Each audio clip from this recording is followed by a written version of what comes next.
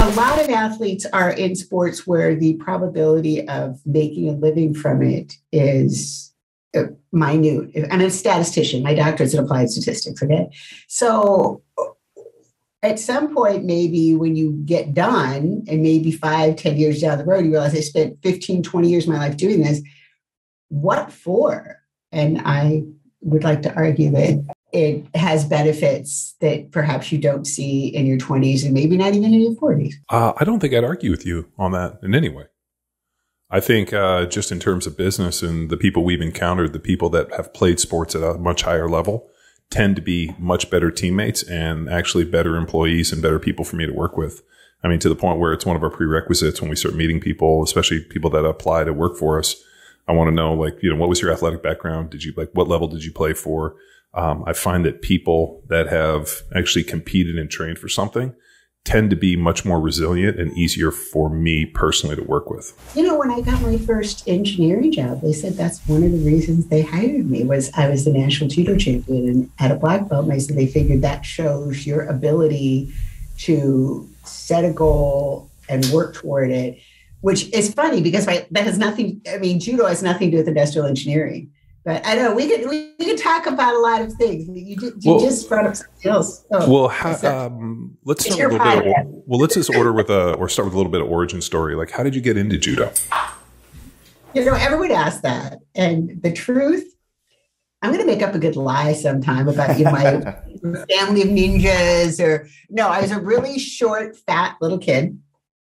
And I had super thick glasses. I mean, to this day, I wear like industrial strength contacts and I wear glasses over that to see small. And I'm sitting in my room eating and reading books. And my mother says, you cannot do this. Cannot be your life. And she puts me in the car, drives me to the YMCA and pushes me out and tells me to go join something. And there are two significant things about this. One, my family had no money. I mean, how my mom got the money for the year to get a Y membership because she was able to pay for it for 1 year. And after that, I was able to stay in judo because they made me an assistant instructor because my mom did not believe in charity. So I went into the Y. And the second point that's important to know is this is before Title IX. So there were a very small number of sports that allowed girls to join in the town where I lived. Because back then, they just, girls don't like sports. Or we don't want to have girls, or they're too much trouble. So my choices were track, which short, fat kids don't run very well. Swimming, which fat little girls do not want to put on a swimsuit. And the judo coach allowed girls to join because he had a sister who had wanted to do judo, who was a black belt, but didn't have join. So those are my three choices. I'm short, I'm still short. I'm hard to get under, right? Because, you need to get below the center of gravity in judo. You can tell I do judo because I'm still like doing this moves, right? Like talking to you. And I was hard to push over. Just think of trying to throw a stump because my big brothers, what big brothers are, used to call me Stumpy. And I have big brothers, so I was good at fighting, right? So I was good at it right away and won a lot of stuff and stuck it out. But you said an interesting thing, when you're talking about being good teammates. My late husband played basketball, was super good at it in high school. And he said to me that he thought a big difference between men and women that he hired was that women, and this is, now remember again, before Title IX, did not play team sports. They didn't have that opportunity. And he said, so I hire women who were athletes tended to have been, I was the outlier, the judo player, but they were in track, they were in swimming, they were maybe in gymnastics. And he said, the thing I learned from sports, being a basketball player, was to be able to count on other people on the team. That even if you were the best guy, and he says, let's be honest, in my small town in Oregon, I was the best guy, but you're one guy on the team. And he said, women who were really good athletes often had to rely only on themselves. Now, of course, my youngest daughter played soccer. I know she had a coach for a women's basketball team. It's no longer true to anywhere near the same extent. But I also think there may be a difference between people who compete in team sports and people in individual sports. So what year did what year would this mean that you got into judo? I got into judo in 1971. All right. So we're like mid-70s, Bruce Lee kind of, like that whole kind of, beginning of like Kung Fu theater and all that. So you're in this kind of like beginning phase of it. I mean, were there a lot of other female judo players? I mean, were there, you're from a small town. Like, did you have to travel to different places? I'm wondering like how you necessarily found competition and then like what the process was in terms of like going to like the next level and going on and winning, titles. There were not very many female judo players in my town. When I started, there were probably a couple other girls in the club, and generally people would come and go, but sometimes I was the only girl on the mat. And I say girl, not woman, because I was like 12, 13 years old. And to get to competition, I lucked out in that a couple hours away, there was a judo club and somebody who was very involved, and they would hold a tournament every month. And that way they raised some money for their club, right? So every month they had a tournament, and they had a good number of girls at their club. And it's funny because one of the girls I used to compete against all the time, Vicki Daniels, still runs a club out in Indiana.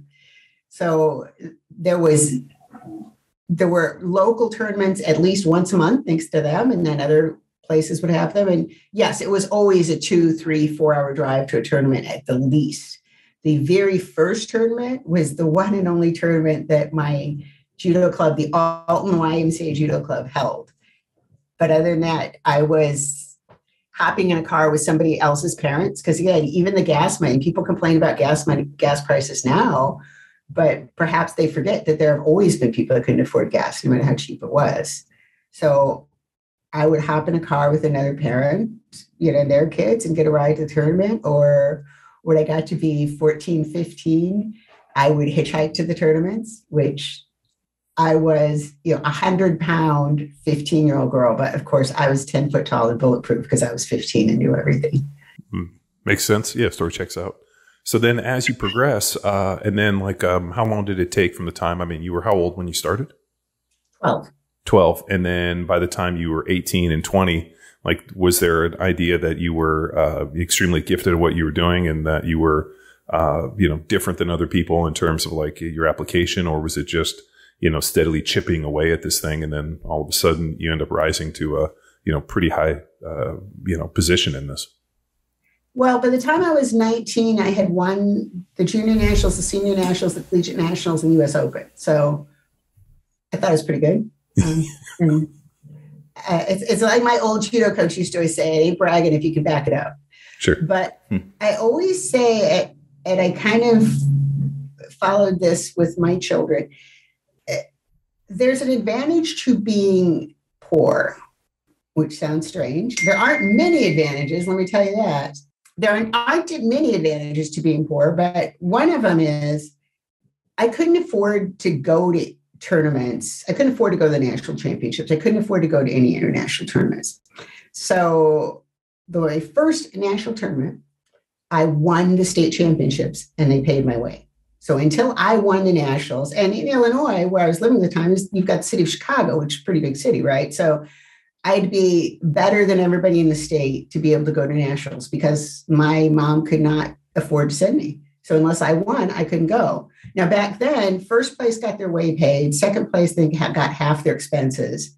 And third place got good luck.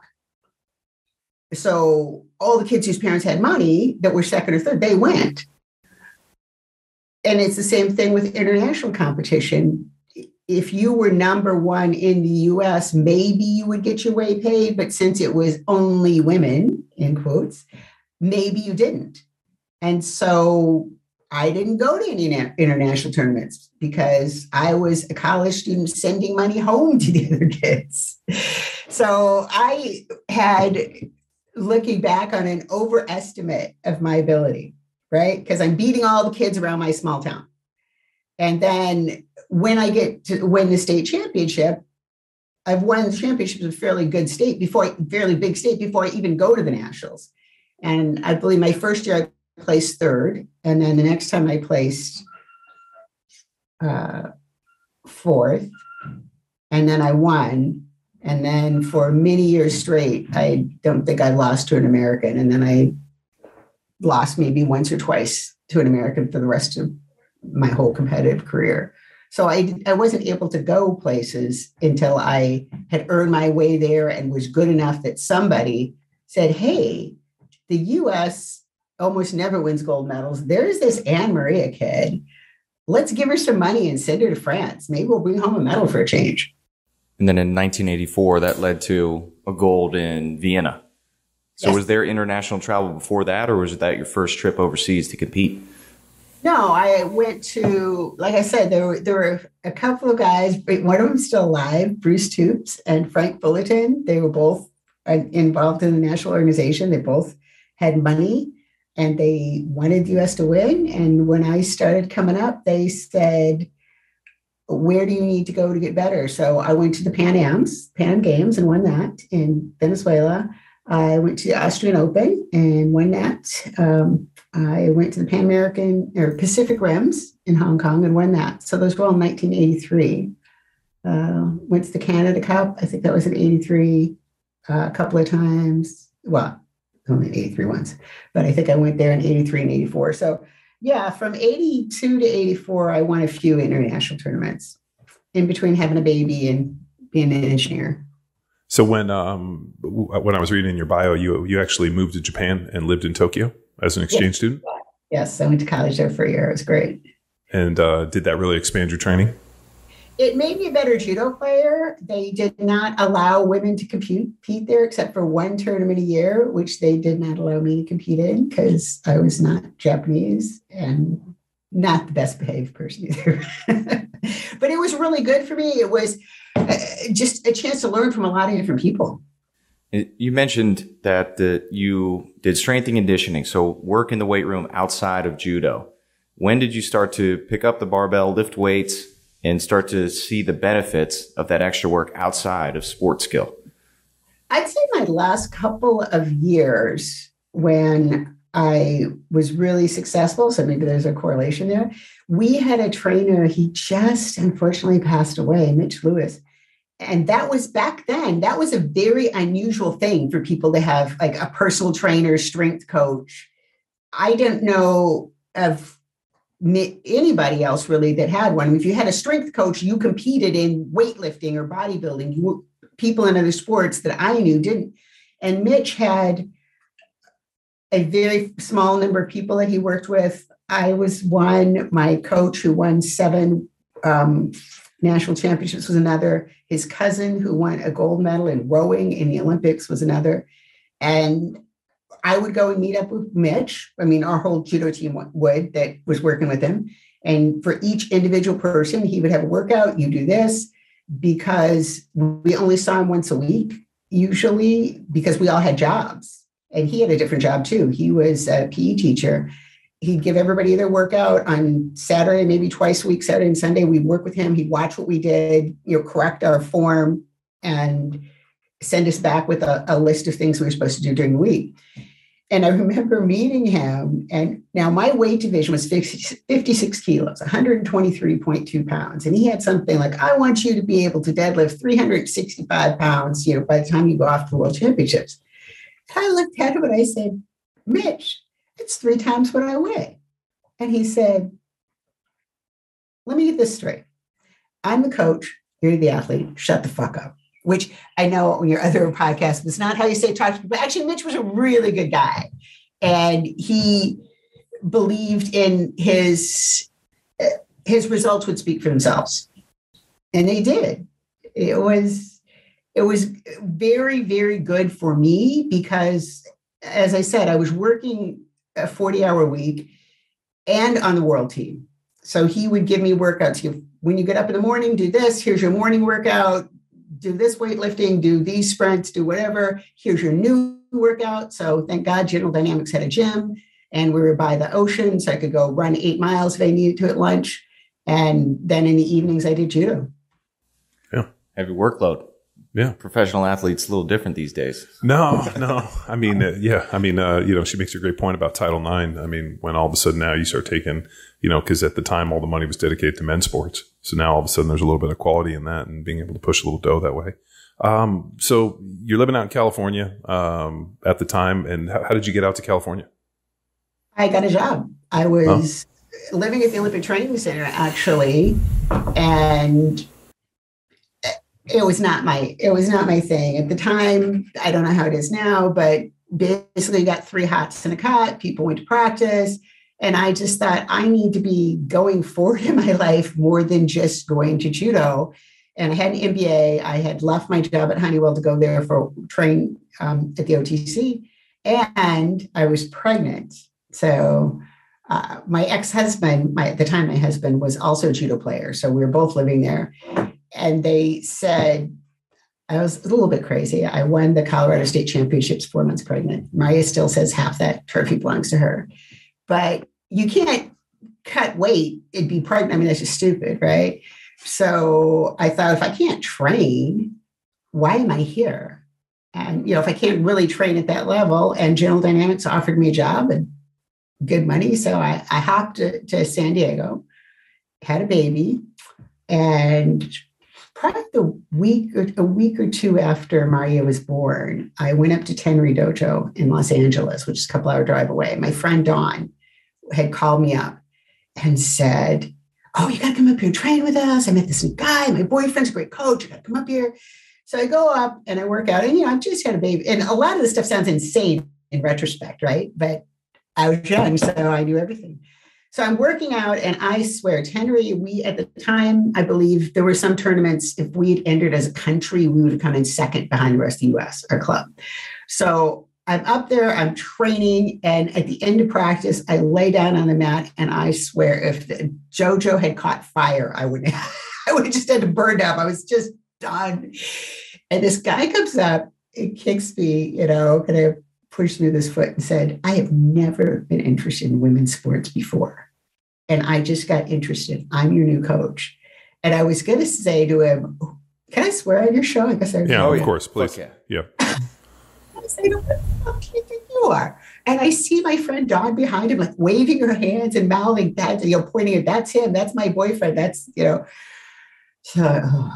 So, okay, fine. Dawn is to this day a good friend of mine. So I get up and I'm like, yeah, who, whatever. And he actually turned out to be a fantastic coach, not fantastic human being. She eventually dumped him. I told her every week, dump this guy. But he was a great coach. And he said to me early on, he said, "You and me, it's business." He said, "I want you to win because it will make me look good as a coach and it will help me." And you know what? That's perfectly fine, because I wanted me to win too. And if he wanted me to win because, he liked people from San Diego, I didn't care. And I think, I like I said, I listened to your podcast where he was talking about the platinum rule. And I thought that was brilliant, because everybody needs something different, I think, from their coach. And when Ronda, my daughter, was on the Olympic team, one of the coaches said to me, some athletes need a kick in the ass, some need a pat on the back. What kind of athlete is Ronda? And I said, Ronda's the kind that needs a pat on the back, a kiss on the cheek, and a couple of donuts. She's very, very much wants to have a personal relationship with the coach and reinforce me. I just want you to help me win.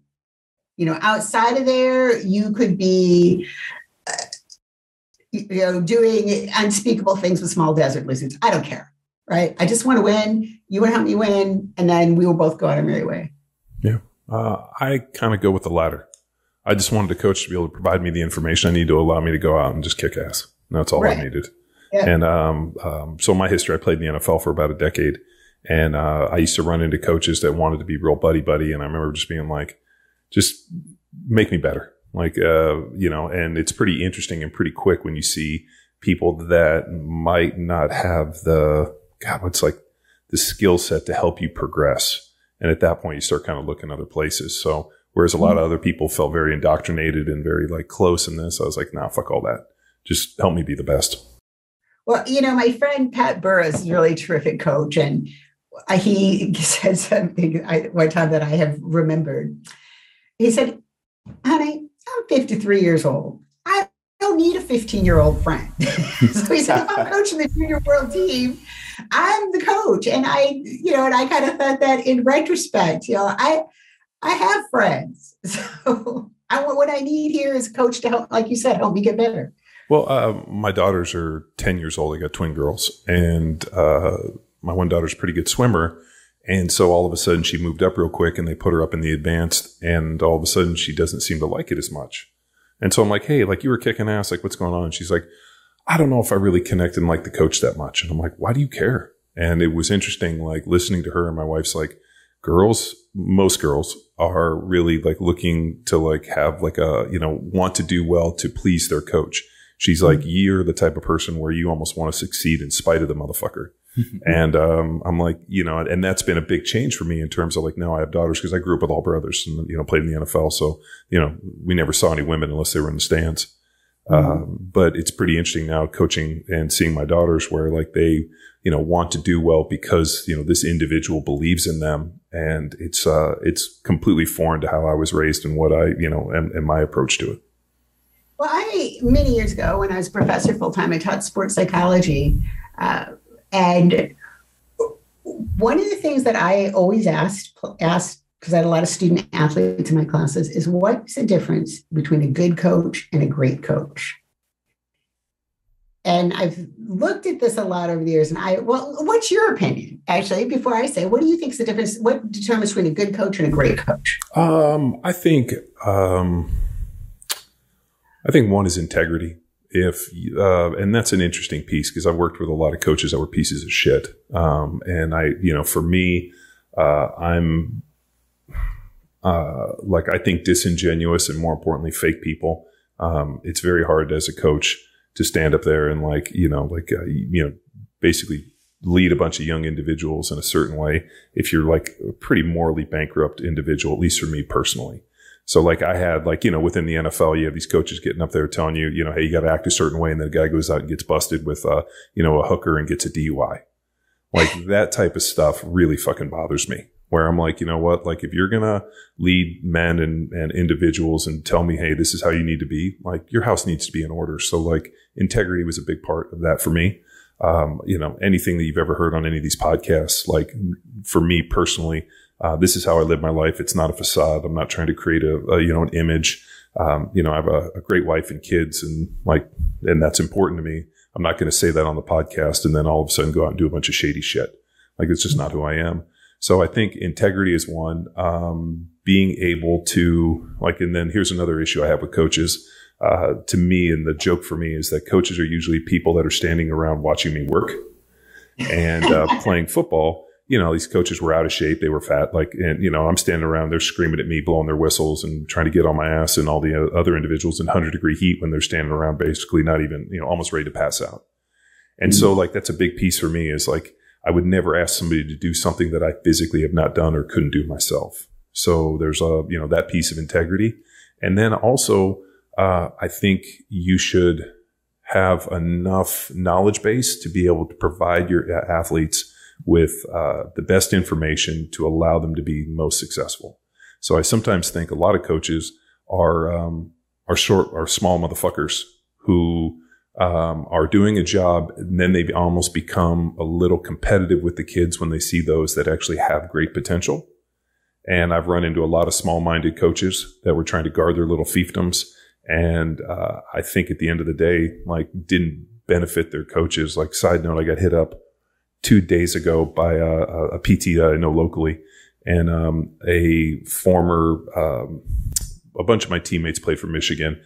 He's like, hey, this kid whose dad played with a bunch of your former teammates. He's a local kid. He hurt his shoulder. His dad was asking if there's anybody that can coach some offensive line stuff, and I didn't know anybody. Do you know anybody? And I'm like, no. And then he's like, can you do it? I'm like, yeah, I can do it. I just don't have a ton of time. So then the dad hit me up today. And I have this really interesting thing with if you have the ability to help people, you should help people. And so my thing to the dad is like, hey man, I don't want to get I'm not taking any money and I won't do it for that. But the kid can show up 2 days a week at this time. I will effectively put that kid in the best position where he can probably go start as a rookie for Michigan if he wants to go there. If he can do the work and he can listen, I can take him on this and I can show him all the intangibles.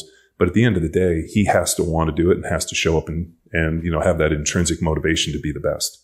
I'm not the type of person, and I never really looked for coaches and I'm sure you've seen this. You've probably been around coaches where they are able to like transform the player into something and allow them to believe in something bigger than themselves. And I've had coaches like that. For me, that's not who I am. I can provide you the skills. I can sharpen your blade. But at the end of the day, you have to want to strike with it. And that was what I told this guy. I'm like, hey, if this kid can show up, I'll teach him all the skills to where when he shows up the first day, they'll think that this kid's a phenom. But he has to show up and do the work. And the dad's like, what's it going to cost? I'm like, no, I don't want to get paid. If I want to get paid, the kid will clean the gym or something. Because we have here in Power Athletes, I have 16 acres out here in Texas.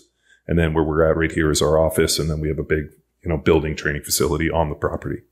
So I'm like, it's my own space. If he shows up and he wants to kick ass, send him. If he doesn't, then I'm sure there's somebody else out there for him and I'm not the right person. So I think for me as a coach, I think it's integrity, being able to, not be disingenuous, not ask somebody to do something that you can't already do. And then at the end of the day, have enough skill and enough wherewithal to know, that my job is to be able to provide this kid the information so that he can go on and, do great things with it and not to stand in his way. I agree with all that. My answer's real quick. Focusing on the good difference between a good and a great coach, focusing on the emotional state of the athlete. So how do they react to a miss? How do they react when a call doesn't go their way? How do they act towards their teammates and aiming to train that? How are they responding to conditioning? Are they acting like it's the most difficult thing, throwing their gear off? I currently coach high school lacrosse, throwing their gear off as soon as they're done with the task. We're standing tall and ready for more. Yeah. So that emotional response to stress, adversity, and things like that. So aiming to shape that the best I can, because anything can go wrong in a game. So preparing them to, no matter what happens, just be prepared to react and then respond appropriately for whatever comes next. And I hope that carries over past our sport, but that emotional quotient, to use a Raphael Ruiz term, that's the difference between good and great, in my opinion. See, I think all those things that you said, though, I think maybe yours is a little closer to mine. All those things that you said are the difference between a good coach and a not good coach. Like, it's really the difference between a good human and a bad human. Right. Integrity, that's a baseline. And yeah, I would have thought of that first because I could just kind of take it as a given, but you're 100% right. The one thing I've been fortunate, I think, to come to know a lot of good coaches, and all of them have those things that you say, that they have integrity, they show up.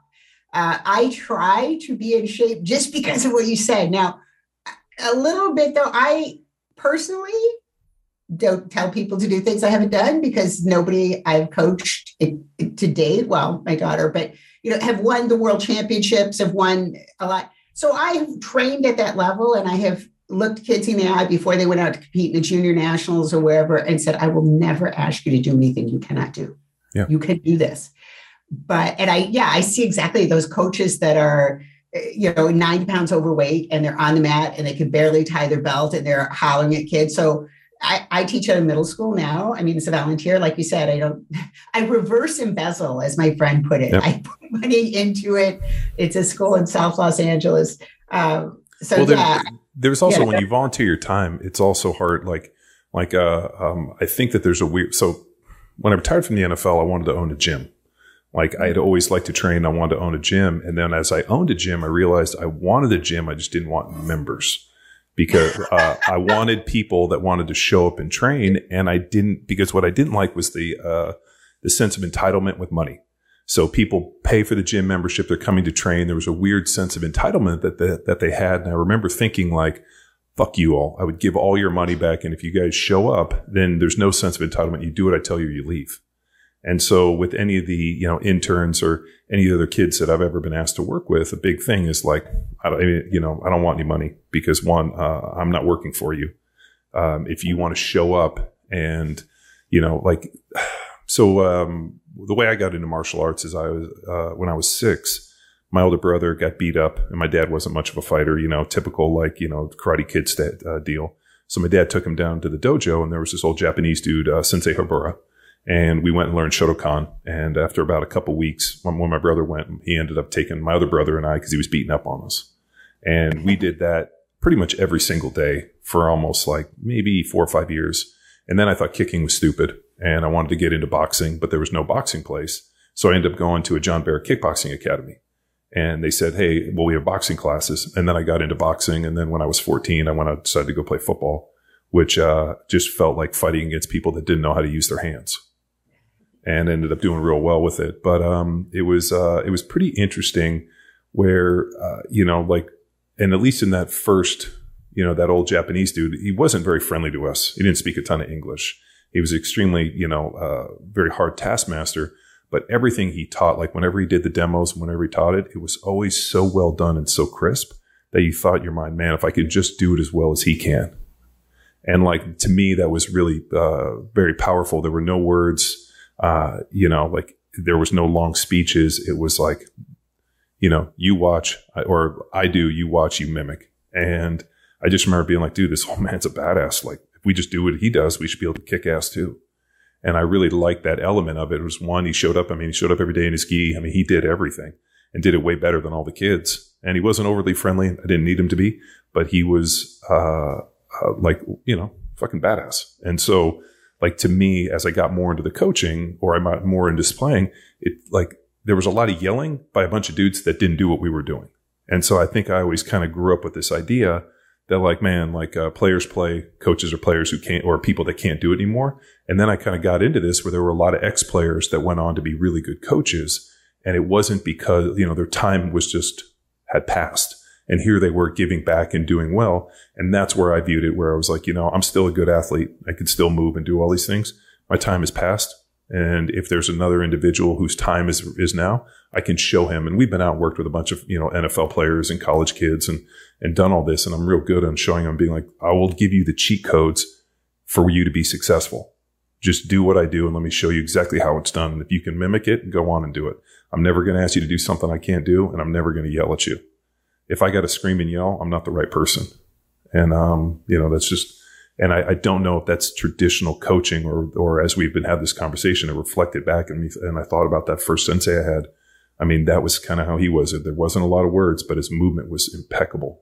I mean, I still can remember, his starch gi with the sound of him punching and kicking, and it's sounding like, and just like, the hard wooden floors and the sound of his feet hitting the ground. And to me, I just remember thinking, like, this dude's a badass. And then you get into this thing and you realize a bunch of these people don't practice what they preach. And that's the disingenuous thing. I mean, and we used to see this all the time in the NFL. Guys would stand up with their Bibles and, talk about Bible study and the Lord and this, and then get busted with, hookers and cocaine like a week later. And like, I think I got really, disingenuous, or just really focused on the idea of, like, it's not the words you say, it's the person you are, and more importantly, how you act when people aren't watching. And I think for me personally, and I know this isn't the classic definition, that's what I think of as not only a parent, but as a coach, somebody I want to be around. It's funny. I was multiple times for various organizations, director of development for United States Judo Federation, Southern California. I was president of California Judo Inc.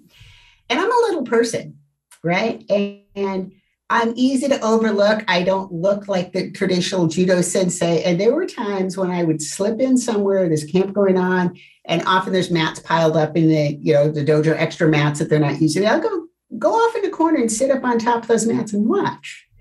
And I will watch and see how people train when they don't know anybody's watching. And that will tell you a lot about that person as an athlete. So, yeah, well, I will tell you what my definition, my thing between a good coach and a great coach, because all the things that you said, I think make somebody a good coach. But what's that 1% of coaches? One thing, you said it, and it took me a while to learn, that you're not out there trying to beat those kids that are training to be on the University of Michigan or Texas Tech team right now. And that took me, when I retired from competition, I was used to, I had to beat up everybody on the mat. And there were people who didn't think women should compete in judo. And that's why I got really good at arm bars. I mean, there were times when somebody and I might have a little come to Jesus meeting and they would slam me around, which is really kind of messed up, right? Because I'm a small woman. And they would knock me around in the mat, and eventually I would get him an arm bar once. And I would hold it there and say, buddy, what do you think the odds are I will never get in this move again? And if you don't quit pounding on me, the next time I will do a back bend on your arm. And I was crazy when I was young. So people believed it. But I used to think that I had to beat up everybody on the mat or I couldn't coach. And as I got older, even in my late 30s, my early 40s, that's not, I've got, I'm working as a professor. I've got 4 kids. I'm running a software company and I'm, 40 years old. And this friend of mine who was from England, he was a judo coach. He says to me, do you really think Bella Caroli gets up on the parallel bars and flips around with those little girls? So your job is not to beat up everybody on the mat. Your job is not to throw everyone with your left uchimata. It's to make sure that kid can do a left uchimata if that's the best throw for them, which was apparently you learned that on your own without somebody having to beat you over a 2x4 to learn it. So the funny thing was, and people don't believe me, during when I was 6, the dude would walk around and he had like one of those bamboo strip bokens, and it was tied up deal. And he would walk around and we would hold positions, and then he would check you with the stick and, crack you in the stomach, on the legs if a horse stance. And he would check us all the time with this stick. And I remember coming home and telling my mom, I'm like, he beats us with a stick. My mom's like, yeah, it's karate, martial arts. Like, you've seen the movies. What did you expect was going to happen? Oh, no. Right. No. And no, I know, but so I just figured, no, but I mean, so he would walk around, and as we were holding different, isometric contractions and holds, he would just check you with the stick to see if you were tight. And I remember telling my mom, and my mom was like, yeah, that's what happens. Like, what did you think was going to happen? And I think that's hilarious now, because parents would fucking file lawsuits and call the police on it. But at the time we just figured, that's what he does, and it's part of the deal. But, no, I mean, it's, the other one, I've had some amazing coaches. Raphael Ruiz, who was, the guy that trained me most of my NFL career. Raf legitimately, all the things that I talked about, Raf meets the mark on all those. I mean, I remember watching him go in and like showing up when he was training and watching him do shit where I'm like, there's a 165-pound Filipino dude that I just watched, squat, double his body weight in the front squat and jump off the ground with it. I mean, just such a gifted athlete. And not only that, was extremely knowledgeable, was an incredible person, but had just a really interesting, commanding respect from just all pieces. Like, there was no hole in anything. And he was the type of person, when I met him, I think I was 23, maybe 24. And I met him, and he's Filipino, so I didn't know if he was like 24 or 54, right? He's looked the same.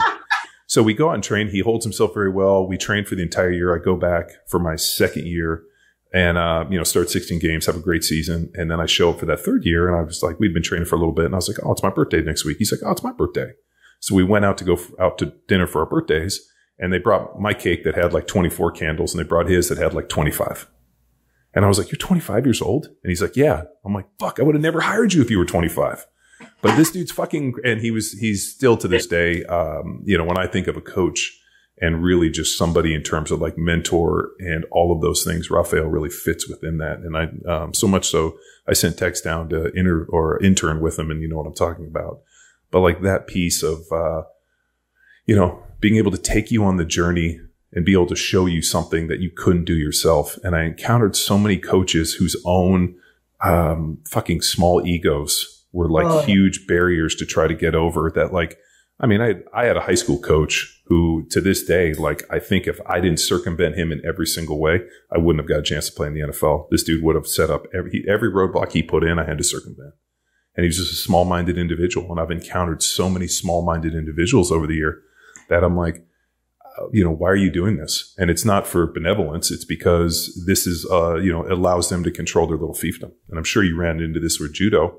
You got to do it in an arm bar, and you're like, you're supposed to be here to help me better, not to fucking prove how great you are. Right. Yeah. I'll give you an example. Oh, go ahead. Were you going to say something? No, I wanted to expand more within the sports psychology curriculum that you created. Like, how much did it play into, I mean, from your traveling experience and athletic experience, did you pull that in and create the course? Or was it based off literature? And then how much did coaching play into that? Or was it focused on the athlete? Well, the sports psychology course I taught was intro to sports psych. So it was just kind of giving people a general idea. And I had a lot of student athletes who take the class. So one of the things we talked a lot about is young kids in sports, why kids do sports, why kids quit sports. Because I think for a lot of them, we're at that stage where they were in college. And I just looked at the statistic the other day, 7% of athletes in high school end up playing in college. So they had a ton of friends who had quit, and many of them wanted to be coaches. They were going to be PE teachers. They're going to be some other kind of teacher and wanted to coach. So we looked a lot at what are the factors that determine whether kids start a sport and whether they stay in a sport. And then the other thing that we looked at were factors that relate to performance. So because I was teaching, I kind of go through the things that interest me. You know, we looked at anxiety and the relationship between anxiety and performance, and the relationship between preparation, anxiety, and performance. Like one of the studies I really remember is on wrestling, and elite wrestlers, say the top 8 in the state, the further away it was from the event, say the state championships or the national championships, the more nervous they were, the more anxiety they felt. And the closer the event got, the lower their anxiety went, to the point where when they went out to wrestle, that was the lowest level. Like they went out, and I could totally relate to that. Because like when I was competing, and I understand this because for the athletes who were not very good, like at the bottom, it was the opposite. Their lowest level of anxiety was far out, and the closer it got, the more anxious they got, because basically they knew they hadn't put in the work. Where for me, I remember every year we had kind of a schedule. The national championships were in April, and come January, you have a little break, Christmas, New Year's, and come January, you decide, are you going to win the nationals or not? And if so, you start training. And in that decision period was the anxiety, like, oh my God, am I going to do this to myself again? I'm going to be so sore. I'm not going to be able to go out. I'm not going to be able to do this. I'm going to have to go to this tournament, this tournament. Do I really want to do this? And then once you commit to it, right, then, okay, we're all in. I'm going to Tenry, 3 times a week. I'm meeting with Mitch, our trainer, twice a week. I'm doing these things. And the closer it got, the more I knew, okay, I'm ready. Where once I stepped out on the mat, it was showtime. And so I remember that was for other athletes. I would see them. And as the event came, when you're at the nationals or some international tournament, and they're hanging out with their friends, they're basically trying to distract themselves from the fact that they have to go out to compete. Where I was that person, and I kind of had a reputation, probably deserved to be in something of a bitch, because, I'm here to win. So people came up and wanted to talk to me. I'm like, go away. I'm here to win. So it was fun teaching sports psych, actually. But I never did give you my answer. And I will tell you, the thing I saw, all the things you said make a good coach. And I think make a good coach, make a good person. People who are really good coaches at the world level coach everybody as an individual.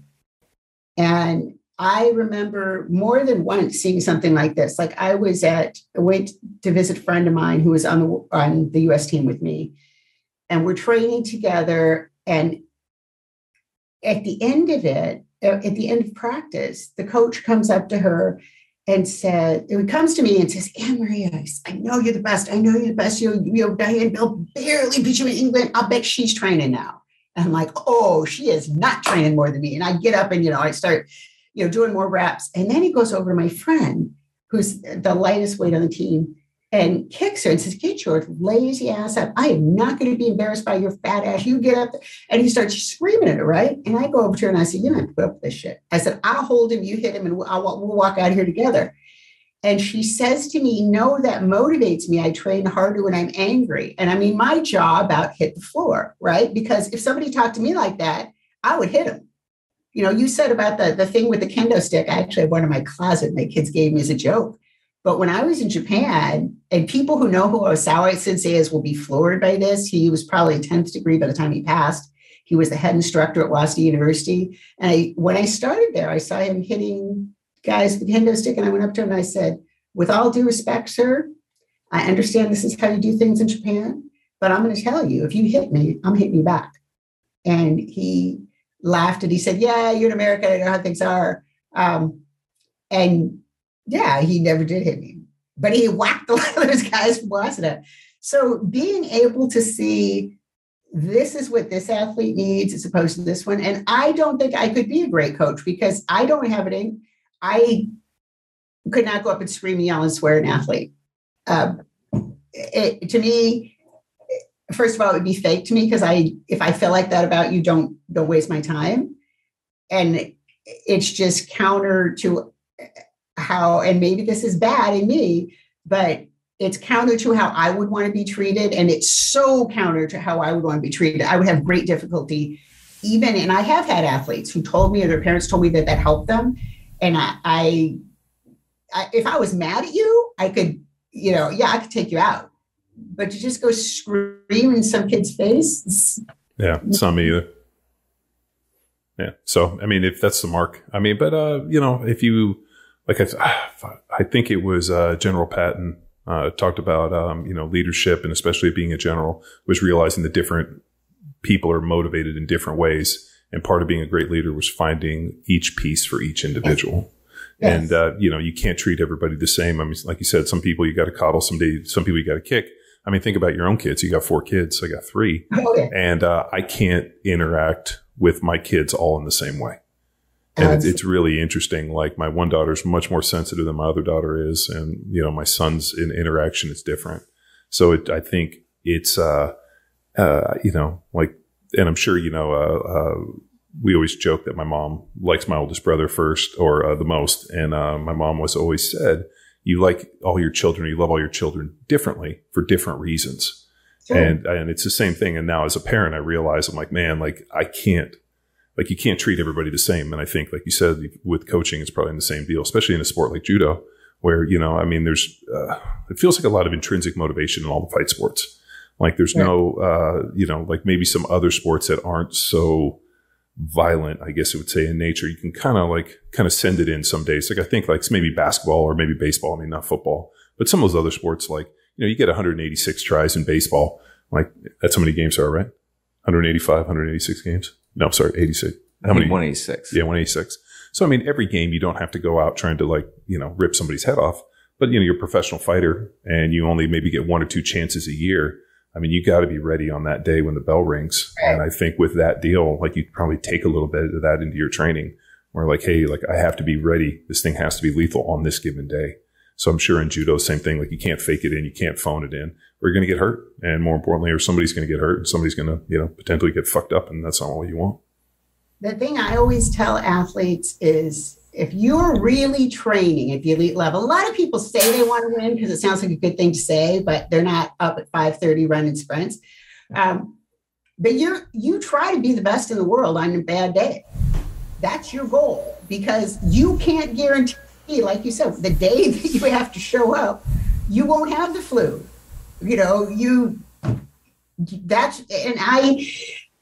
I always say I trained to be the best in the world on a bad day, and I never got to be that good, but I got to be best in the world on a good day, and I had a good day. Yeah. But that was not my goal. My goal was to be even better than that. My deal was I just wanted to be the best and catch everybody on a bad day. So I remember whenever, after every game, I'd call my brother, just as like, it's kind of like a superstition. I always call, and he watched every game. I always be like, hey man, how'd it look? And he's like, you did pretty good. And I'd always say the same thing. I think I caught the guy on a bad day. And he's like, you know what? You made a career over the last decade of catching some of the best players in the world on a bad day. I'm like, yeah, I just happen to be lucky. I'll just keep catching them on bad days. It's so funny because there used to be this judo magazine, it's probably still out there. And every big tournament, they would predict who was going to win. And they never predicted me, right? And then the issue after the turn maybe come out, Terry Takamori was predicted to win, but AnnMaria got lucky and won. And, Eve Aronoff was predicted to win, but AnnMaria got lucky and won. And so one of the guys from my dojo, as a joke, cut out like 5 of these articles in a row and taped them up in a row on the wall of the dojo at Tenry, and said to me, you got to be the luckiest fucker in judo, because every time, I got lucky and won. Yeah, you make your luck. Yeah. Oh, yeah. So how did having kids kind of change your perspective on training? Did it fuel it? Did it aid it? Did it, make you hammer down? Did it focus you? Oh, yeah. 2 things. One is when I had Maria, after I had the baby, I look, and maybe it's happened with your wife, I had like these red lines on my arms, and somebody I said to the doctor, what is that? And they said, sometimes you work so hard, like when you're having a baby, for example, that you actually burst blood vessels. Have you ever heard of that? I've never heard of that.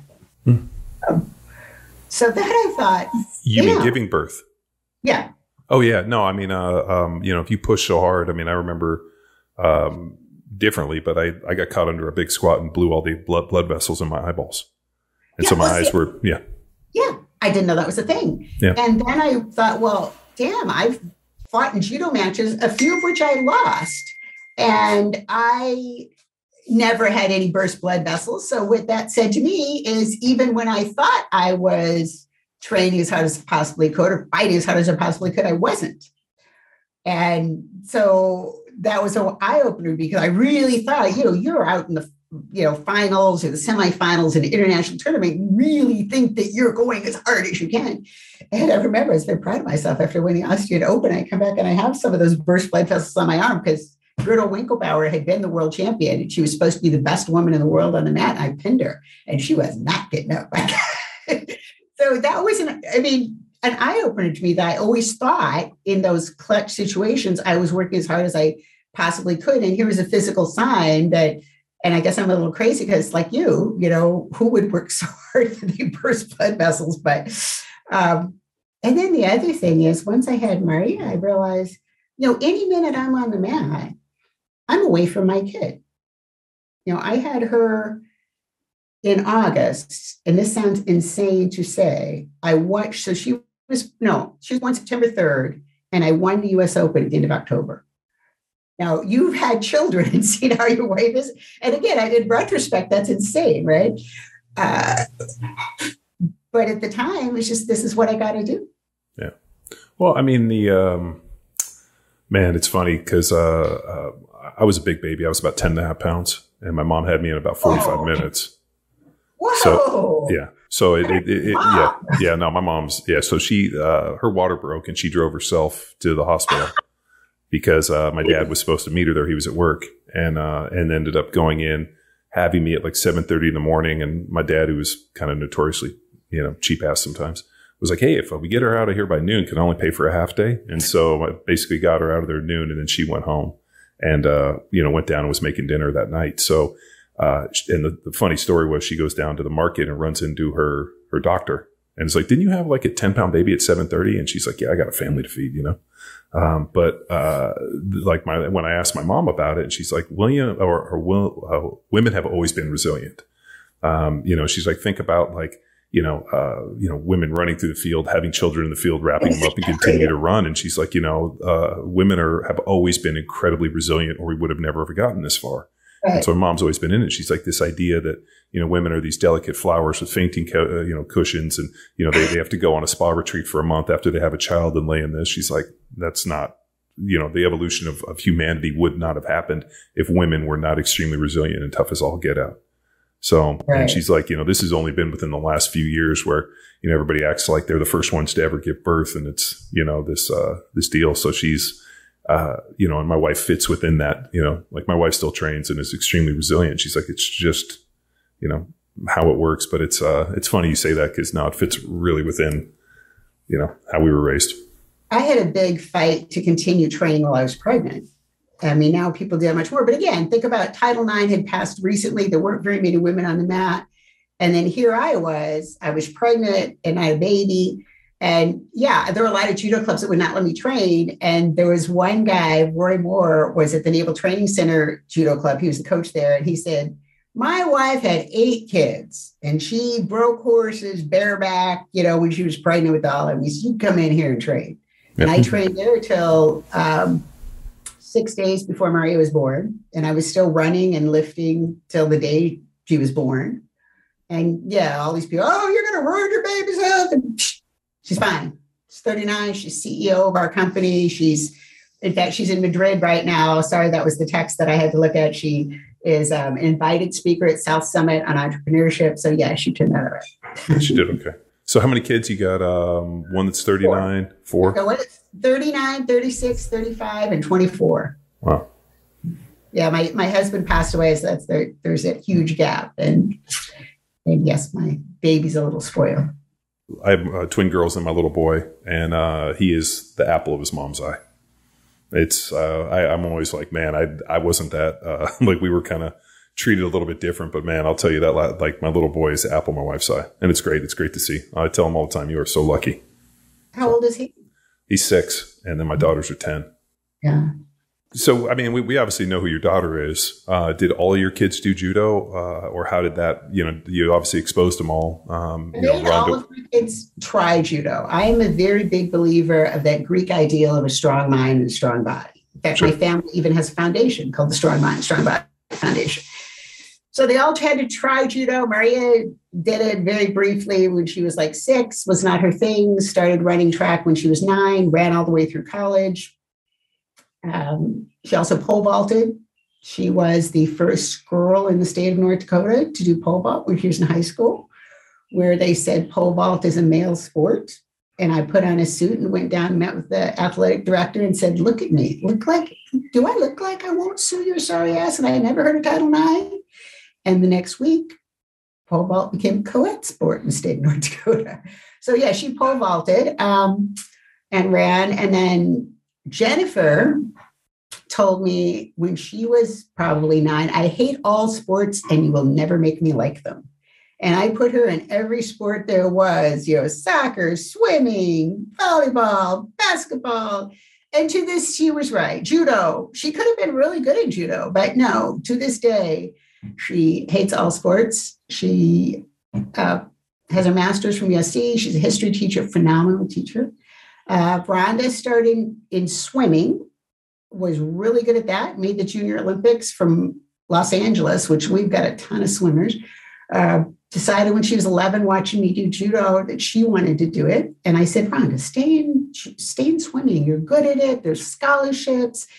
Your mom was world champion. Everybody will expect you to win the junior nationals your first time out. And my friend Hayward Nishioka says, AnnMaria, no one remembers you. Let the kid do it. Nice. And then my youngest daughter, Julia, started judo at 4, was good, won the state championships, the junior nationals. And when she was 11, says, I want to play soccer. And played soccer in high school all the way through college. So yeah, they're all 4, like you said, all of them are very different. So how did the training with Ronda when she decided to pick up judo go? Did you coach her or?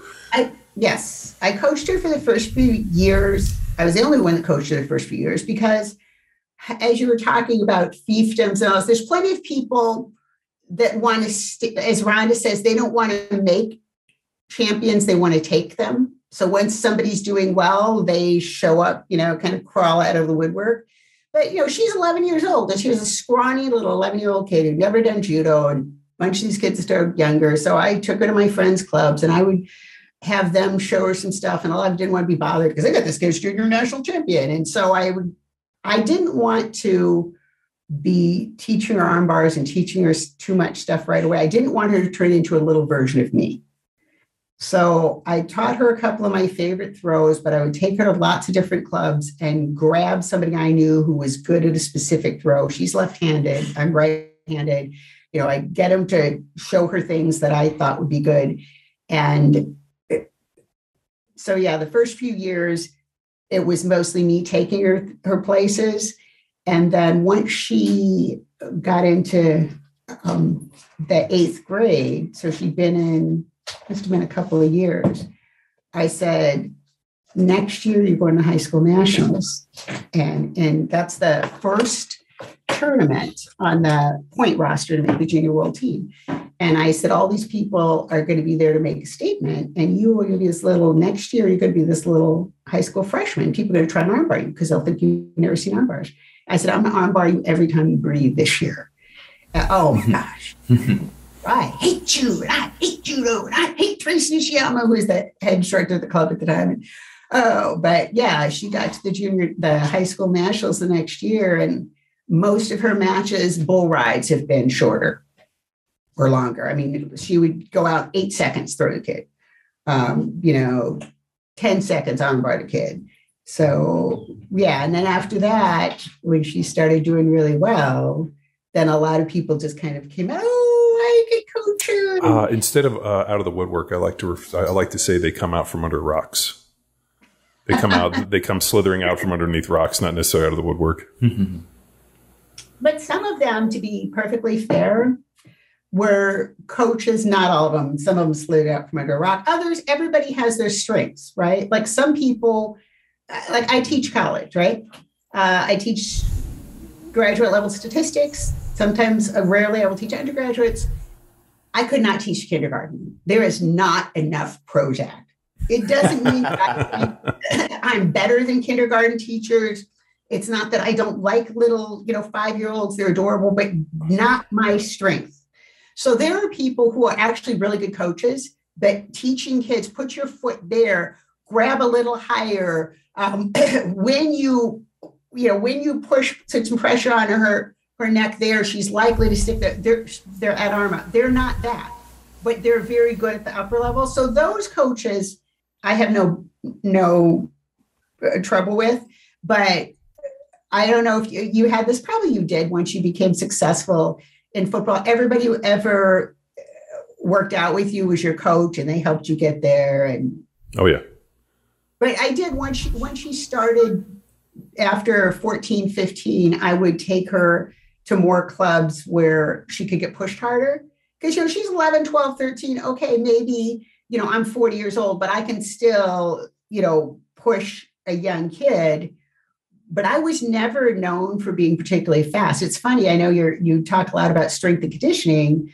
My big advantage is I was a lot physically stronger than the other women in my division. First time I ever walked in Gold's Gym up here in LA and I saw the women's bench press record. And I'm like, I can beat that. And I had never done a bench press in my life, laid down and broke the record. It wasn't very high, right? There were that many women really in weightlifting at the time. So I was really physically strong, but I wasn't particularly fast. And the older you get, the slower you get, right? So by the time she was 15, I started taking her to clubs where there'd be other young kids at her level.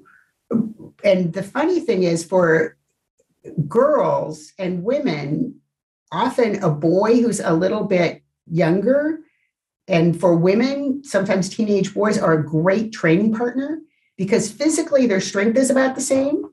And probably if they're about the same age, their skill levels about the same. So I started taking her to clubs and putting her in with, some of the teenage boys that were about her age. And then when she got tougher, I took her to my old judo club, Tenry, and they are very old school. Remember, she made the world team, and the world team coach called me up and wanted to know how she was doing. I said, there's a guy from Japan here. And him and Ronda are playing king and mat, and you probably have similar things in football where you're trying to show who's toughest and you're just going at it. And he says, aren't you going to intervene? I said, no, she's holding her own. I think I'll let it go. But I took her to places where she could be really pushed. But I also am not around to make friends and influence people, right? This is my kid. I did not go to coach judo at the international level because I know what it takes and I have other interests. I run a company. I feel a lot of responsibility to my employees to keep this company going and make a payroll every 2 weeks. So until Ronda came along, I had no particular interest in being an international coach. I knew what it took to win. And if I saw something was not in her best interest, I didn't need any new friends. There have been times when I walked out on the mat and got between her and some huge guy and said, you're done. And they would go, oh, no, I wasn't. It's like, you're done. And she would, of course, be just all mad. Mom, I can take him. I said, yeah, you're 130 pounds and that dude's 250 and he just slammed you. No. Right. That's one of the things from sports psychology and also looking at statistics in judo, the factors that are related to injury. Too many people on the mat, not good facilities, and too big a disparity in size. So even though I'm an idiot, and when I was young, there were no weight divisions for much of my career. And I was 103 pounds when I started. I fought women who were more than 2.5 times my size. I fought in the men's division. I did all this crazy shit. I also had a lot of injuries. And yeah, I had no compunction about walking out and stopping it if I thought somebody was suffering from testosterone poisoning. So so then all of a sudden she kind of grows and becomes, formidable judo player, competes in the Olympics. I think she won a bronze. Yes. And then gets into the UFC and, goes in and becomes a big star. I mean, that kind of hit right at the right time because at the time, the UFC was very, very not into seeing women fight. And she kind of broke the mold on that. Well, like I was saying about you make your own luck, right? Yeah, and Rhonda reminds me of this constantly. Anytime I tell her something and she's like, remember, Mom? So she comes back from the Olympics. She's going to go into the UFC. She's going to be a professional fighter. And I said, Rhonda, that's the stupidest fucking idea you've ever had in your life. And coming from you, that says something. You're super smart. Rhonda went to a school for kids that were gifted in math and science. So we figured, and I was at USC, where she could have gone for free all the way through her doctorate. We figured, okay, you had a good run. You went to 2 Olympics. You have 3 sisters. We all still supported you through this. We made a lot of sacrifices. So now you go to college, you get a job, you do what people do. And I said, I am an old lady. I've got, your younger sister is still in elementary school. I'm going to support an able-bodied adult.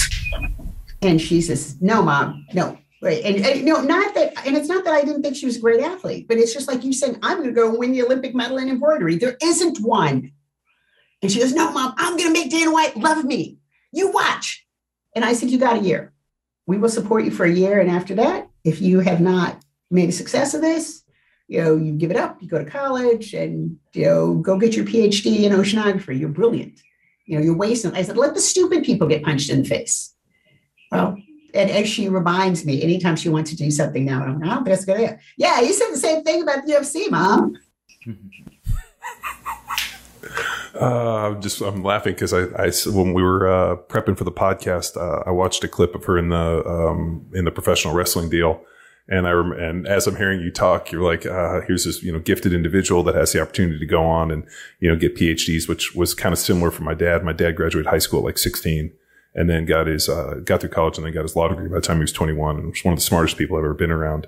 And I remember like him. The idea of putting your hand in the dirt and beating people up in football and all this in terms of like going to school was, there's a little bit of reservation. So I can see where all of a sudden, hey, here's this gifted individual and this opportunity to do it. And you want to go professional wrestling? So she decided she wanted to do that. I mean, she loves it. There's that. And I believe, Rhonda has worked very, very hard from the time she was a child. And if she wants to do this thing and she loves it and it pays the bills, good on her. Awesome.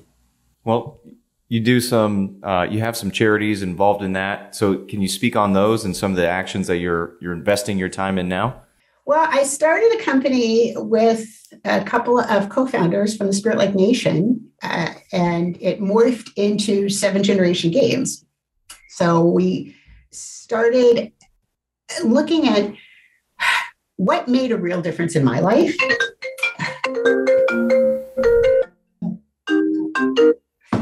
Made a real difference in my life. And 2 things. One was judo, because a lot of my friends are either dead or on their 3rd strike in prison, right? Or they've got, 4 kids by some guy they met as a teenager, and now they're great grandparents many times over. And I was good at judo, so I often was not out on the streets where my friends were. And I was good at math. And because I was good at math, I got a scholarship to college. Your dog is hilarious. He's rolling around. He's like stretching his arms, trying to get this. He's that is Frank Zappa. So the name fits. Same haircut. Yes, exactly. That's what I said. Yeah, so I was really good at math. And because of that, I got a scholarship to college. I graduated from Washington University in St. Louis when I was 19. I had my MBA when I was 21. And that changed the whole trajectory of my life. And I see many, I would see on the reservation where I was working at the time, many kids who started falling behind in math when they were 5th, 6th, 7th grade. And by the time they got to the tribal college, they were years behind, and it might take them, 4 or 5 years to get their AA degree. Many people didn't come to the tribal college until they were in their 20s because they had dropped out of high school, and then they realized, okay, this is not going anywhere. And then they got their GED and they went back. And I see the same thing in South Los Angeles where I volunteer. And it's such a waste, right? So I was thinking about what could I do about this? Back when I was in grad school, I wanted to make computer games. But if you think about in the 80s, what computers could do, right? And so I kind of followed that for a while, and everything was text-based, and there was no, the very first Mac was out there. So there wasn't that much you could do. And I went off and I taught college, started a software company doing statistical software. And so I kind of looped back to it when the kids were older and I could afford to take more of a risk, when I didn't have 3 little kids that were counting on me and I wasn't a widow, and came up with this idea that I would make games that taught math around stories that interested kids, because every game has to have a story. So we started out on the Spirit Lake Nation and the Turtle Mountain Reservation up in North Dakota. And the first couple of games were about, there's always been math. Say your tribe had an epidemic, which is funny now that this was our example, but if there was an epidemic, people back in the day, they didn't just say, oh, we're all going to die now. They knew about medicine. So what was it you would use for medicine? And if you needed 4 for each person and there were 24 people, what would happen if you came back with the wrong number? Well, people would die. We can really show people dying in elementary school. So we showed people puking, which turns out you have 10-year-olds, they're highly amused by puking. So we made these games. The next one was about the Ojibwe migration. This woman, I did not know, she's a friend of mine, calls me up and says, young lady, which made her my friend right then. Have you heard the Ojibwe migration? Have you heard the Ojibwe migration? Because I had not. Mm-mm. Okay, so the Ojibwe, what some people call the Anishinaabe, the people who live in the middle of like North Dakota, Minnesota, the indigenous, some of the tribes there, they originally came from the Maritimes of Canada and like up around Nova Scotia, New Brunswick way. And about 500 years ago, no one knows why, there's theories and myths and legends, but whatever, but they walked. Remember, horses hadn't been brought to America yet. Until the Spanish. The horse didn't show up until the Spanish came. Yeah, so they picked up whatever they had. They walked from the Maritimes of Canada to the middle of the United States. And so that's where Fish Lake starts. And why did they do that? Maybe because one theory is that there was less food, fishing was getting worse. And so if last year, 1/8 of the fish you caught at this spot, 1/5 of the fish you caught here were over a foot long, were long enough that you didn't throw them back. And so far this year, it's 1/8. Is the fishing worse? You could wait till the end of fishing season, but if you're wrong, you're starved to death. So we put everything in terms of survival and stories, and that's how we started. And the research we did showed the kids who played our games improved their math scores 3 times as much. So that's how we got started. And that's what we're doing to this day. We've got 20 games out. We also have a few games that we did based on decision-making that are distributed through a foundation because they're aimed at kids who are really high risk, whose parents are maybe addicted to alcohol and meth and are in really high risk situations. So those are not marketed alongside the math games, because if you're a math teacher and then you download this game that has questions on if you've ever been molested, maybe you forgot. There's a 7th generation games, which is producing games. And then the funny thing about that is world's worst example of marketing. Most of our business these days comes from customized games, which is something I never even thought, where somebody comes to us and they say, I have an idea for a game. Can you make it? So for example, we get a call saying you made these games in Spanish and English. Can you make a game in Lakota in English? So, well, sure, we could do that, but nobody here speaks Lakota. Obviously, a lot of speak Spanish. Says, well, we're calling from Pine Ridge. We speak Lakota. So here's the game we want you to make. So we're doing one I'm going up to Warm Springs, Oregon, a couple of weeks with the Confederated Tribes of Warm Springs. A software publisher, educational games publisher said, we want a game on statistics. You're a statistician, you make games. So that's what we're doing now. And one thing I'm really excited about is we're working with a group that does MMA, and they work with very high-risk youth, and they want us to make a game about sports, but integrating all the stuff these young people have to learn that they don't want to learn, like geography, history. So we're going to have a section on jiu-jitsu, and then in that, you learn, well, where does jiu-jitsu come from? What comes from Japan and Brazil? Here's where Japan is. Here's where Brazil is. Here's a history of each. So yeah, that's what we do. We're gamifying education. And then we have the foundation that for schools that can't afford to pay, we have people who donate money so they can get the games as well. And the foundation also supports our judo program in South Los Angeles. Shout out to Downpush Judo. We have had every kid who went through that program graduate from high school, and most of them have gone to college. And this is in an area where the high school graduation rate each year fluctuates from 40 to 60%. And so I'm not on that end focused on the elite athletes, but more on the, everybody talks about, building character and stuff like that, right? But not that many programs walk the walk. I will kick you out if you have bad grades, if you get in trouble in school, because there's 4 other kids waiting for your spot.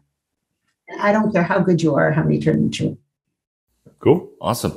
So if, I always think about, you have such a diverse experience, from starting in judo and then traveling into this. I mean, if you could go back and give your younger self any advice, what would it be? I needed a lot of advice when I was younger. Well, it sounded like you were angry. And I was very angry. I was in foster care. I was in juvenile hall. I did the getting passed around families route. So I was a very angry kid. I was less a believer of this when I was young than I am now, that everything happens for a reason. And I know Rhonda and I talk about this a lot. And she said, she wouldn't change a thing in her life because everything that she did led to where she is. And, not that I don't love my husband, because I do, but, when I think about when her dad died, her and Jen's dad, my husband, I mean, for a long time I thought I would change that. But then if I changed that, I wouldn't have my little Julia. I wouldn't have a lot of things. So it's hard to say.